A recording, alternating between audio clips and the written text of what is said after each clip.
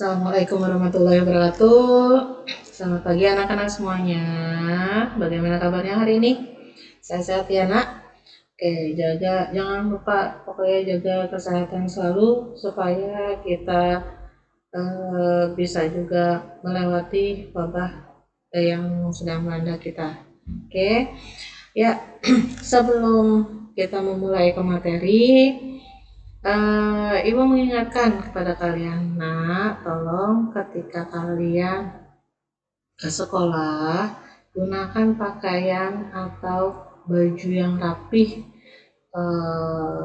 Terus usahakan tidak memakai celana pendek. Kan kamu ke sekolah, bukannya mau main, ya. Terus juga untuk laki-laki nih terutama, tolong rambutnya dirapikan, tidak berantakan, terus juga tidak gondrong. Kamu kan juga masih masa sekolah soalnya, ya, masih masa sekolah. Walaupun sekolah kita itu di rumah, tapi tetap kerapian kamu juga harus dijaga. Oke? Ya, jumpa lagi dengan Ibu Pika Puji Yulia yang mengampu pelajaran bimbingan konseling. Nah, untuk kelas 12 kita akan membahas tentang pilihan karir setelah lulus. Nah, di sini apa sih yang akan kamu pilih ketika kamu lulus dari sekolah? Apakah kalian akan melanjutkan studi ke jenjang pendidikan yang tinggi, atau kalian akan mengikuti kursus-kursus atau pelatihan, atau juga kalian akan memasuki dunia kerja, atau juga ada yang sudah memikirkan kehidupan berkeluarga.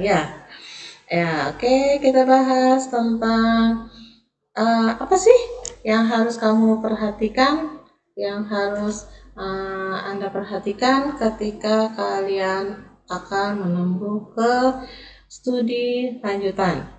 Nah, informasinya harus dipertimbangkan antara lain status dan akreditasi perguruan tinggi tersebut.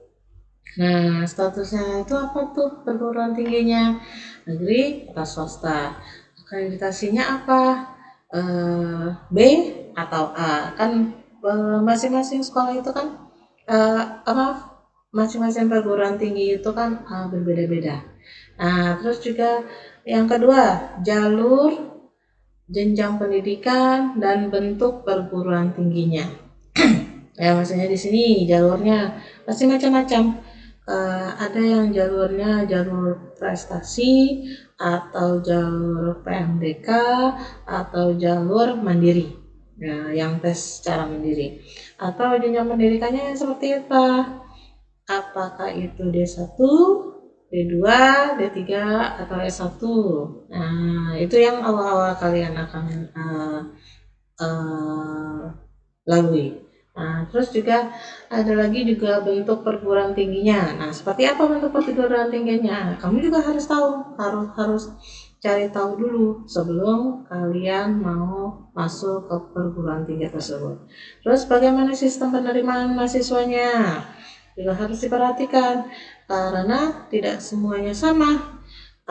Terus presentasinya juga terkadang beda-beda.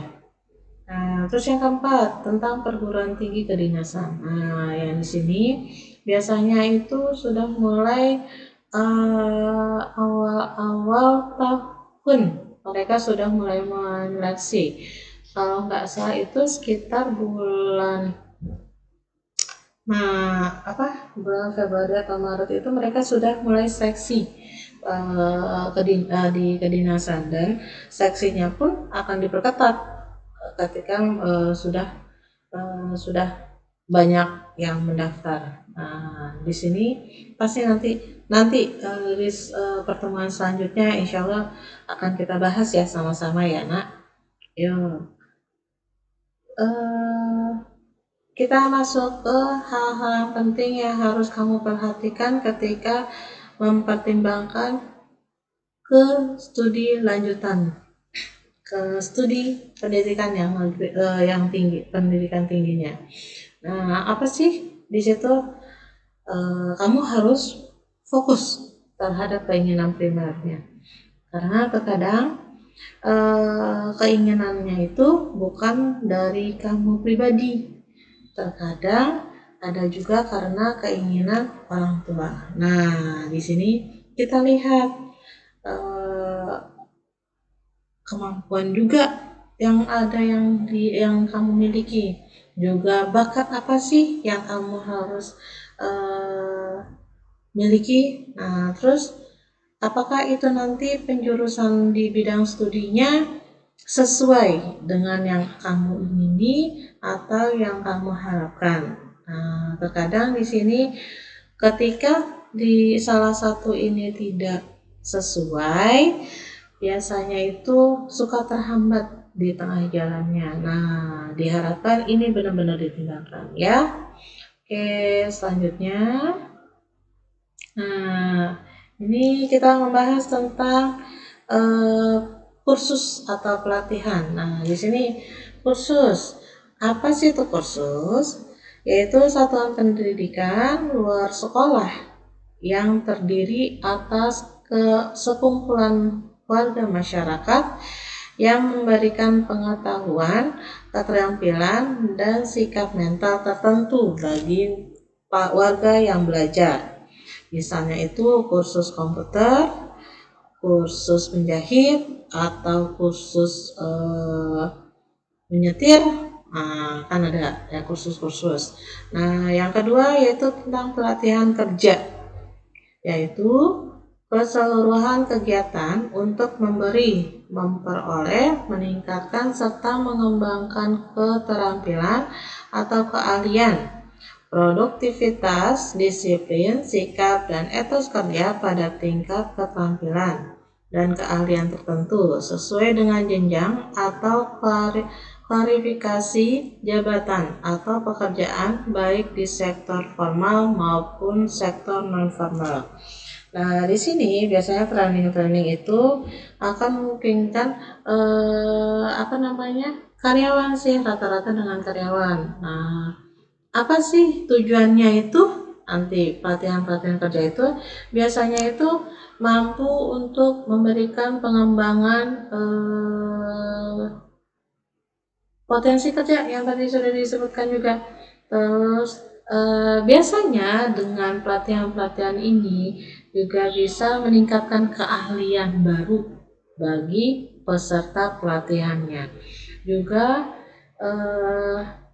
yang pasti sih selalu berhubungan dengan apa yang akan dikerjakannya, dengan kemampuan yang dimilikinya. Terus yang ketiga maaf, itu dengan memasuki dunia kerja. Nah, di sini ada tahapan-tahapannya, gimana sih cara kita untuk memasuki dunia pekerjaan itu? Yang pasti awal sekali kamu pasti akan mencari lowongan kerja. Nah, dari mana tuh kita akan memperolehnya? Banyak macam-macam. Bisa dari bursa kerja, bisa dari website, atau dari lowongan-lowongan pekerjaan yang kamu dapat dari surat-surat kabar. Nah, terus setelah itu kamu bisa juga langsung mengikuti tes atau seleksinya. Nah, di tes atau seleksi ini macam-macam lagi. Tesnya itu apa? Tes fisik ada. Kalau kamu mau memasuki di akabri atau kepolisian, kan ada tes fisiknya juga. Terus kalau kebidanan pun atau kedokteran, atau perawat. Nah, itu kan akan juga dites fisiknya. Karena kadang kan seksi-seksi ini yang masukin pekerjaan itu harus sesuai dengan kriterianya. Nah, terus yang selanjutnya yaitu memasuki kehidupan keluarga. Ya, kalau ini sih ibu harapnya sih tidak langsung ya, ketika kamu lulus sekolah masih panjang loh peluang kamu untuk kedepannya. Kalau memang masih ada kesempatan, ada biaya, terus keluarga juga mendukung. Nah, Ibu harapkan kamu kejar dulu cita-cita kamu yang setinggi-tingginya. Nah, ini di kemudian hari saja, gitu kan? Oke? Ya. Oke, untuk selanjutnya yaitu kita masuk ke tugas. Nah, di sini Ibu mau kalian buat di map yang tadi Ibu sampaikan di kertas HVS itu, buatlah set plan atau perencanaan yang akan Anda lakukan ketika lulus dari SMK dengan membuat target-target pencapaiannya. Misalnya, kamu mau lulus ini mau apa? Nah, targetnya untuk apa? Oke? Bisa? Ya, bisa ya. Oke, ya. Eh, Cukup sekian dari Ibu. Semoga apa yang Ibu sampaikan difahami, dan sampai jumpa di pertemuan selanjutnya. Terima kasih semuanya. Assalamualaikum warahmatullahi wabarakatuh. Selamat pagi.